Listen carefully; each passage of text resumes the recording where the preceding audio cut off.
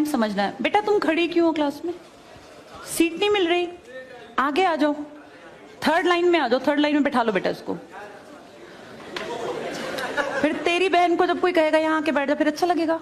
थोड़ा लिमिट में रहना चाहिए ना। बैठ जाओ बेटा। चलो अपने देखो, अपने व्यवहार को ऐसा रखो जैसा तुम दूसरे के साथ करो, तुम्हारी बहन के साथ वही होगा।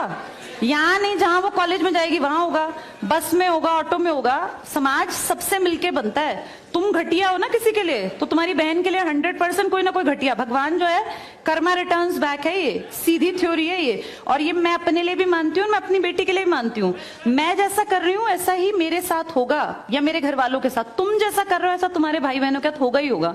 हम किसी भी बेटी के साथ गलत करेंगे ना, तो अपने आप को इसके लिए तैयार रखना कि मेरी बहन भी पढ़ने निकलेगी। आज छोटी है तो कल निकलेगी। चाचा की बेटी, मामा की बेटी, ऐसा नहीं कोई घर में रिश्ते ही ना हो, माँ भी तो होगी।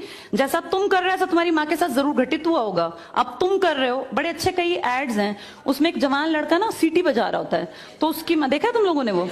उसकी माँ कहती है बेटा मत कर। तुम्हारी उम्र का था वो लड़का, उसकी माँ लगा लो मेरी एज की, मुझसे 2-4 साल बड़ी होगी, क्योंकि जो बच्चे 20 के हैं उनके माँ 40-45, उनकी माँ 45 साल तक की होती हैं। तो लगातार सीटियां बजा रहा है, उसकी माँ उसको कहती है बेटा मत कर। वो इरिटेट हो जाती है, तो फील करता है कि मेरी माँ ऐसा क्यों, मतलब क्यों चिढ़ रही है सीटी बजाने से, घर में बैठ के बजा रहा था सीटी। तो उसकी माँ को याद आता है कि जब मैं रोज बस स्टॉप पे जाती हूँ, 45 साल की अधेड़ उम्र की एक औरत, एक घटिया लड़का, मतलब ऐसे नहीं होते बिल्कुल ही घटिया जिनकी परवरिश हो, वो रोज उसको परेशान करता है, उस 45 साल की औरत को।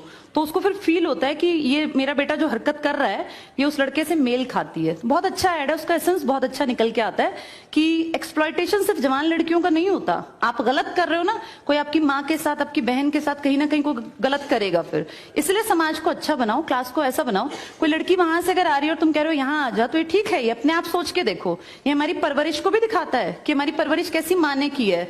अपनी बेटियों को जितने हम संस्कार देते हैं ना, उससे ज्यादा बेटों को देने चाहिए, क्योंकि गलत करने वाले लड़के ही तो है ना, किसी के प्रति गलत कमेंट करने वाले। ये ठीक नहीं होता। इतने काबिल बनो कि कोई तुम्हारे साथ बैठना चाहे। तुम्हें ये कहना पड़ रहा है कि यहाँ के बैठ जाओ, तुम कोई वो छिछोरे 70-80 के दशक के लड़के थोड़ी ना हो, पढ़े लिखे 21वीं-22वीं सदी के लड़के बैठे हो। तुम कोई बच्चे नहीं हो। अब अपने व्यवहार को इतना अच्छा बनाओ, क्योंकि जब गलत बात बोलो ना तो ये सोच के बोलना कि मेरे घर में जो औरत है ना उसको ये सहना पड़ रहा है कहीं ना कहीं। तुम ही लोगों ने समाज बना रखा है, इसको घटिया बना लो चाहे अच्छा बनाओगे तो पूरा समाज अच्छा बन जाएगा। घटिया बनाओगे तो तुम्हारी माँ को भी 100% सुनना पड़ता होगा, क्योंकि ये कर्म है, ये किसी को नहीं छोड़ते। तुम सबको चार दीवारी में नहीं रख पाओगे, तुम्हारी माँ को भी कहीं ना कहीं बाहर निकलना पड़ता है। चाहे वो मार्केट सब्जी लेने जाती हो, गांव में रहते हो तो गली में तो निकलती है ना, उसको भी सुनना पड़ता होगा, क्योंकि समाज बनाने वाले तुम ही लोग हो। तो ये ध्यान रखो सबको कि भाई किसी को हमारे किसी भी कमेंट से बुरा ना लगे, और इनको अलग मत समझो। जैसे तुम्हारी बहनें ऐसी ये हैं, पसंद आना कोई अलग बात होती है, पर व्यवहार अच्छा रखना चाहिए। तुम्हारी परवरिश अच्छी माने की है, कम से कम ये दिखा के चलना। चलो ये टॉपिक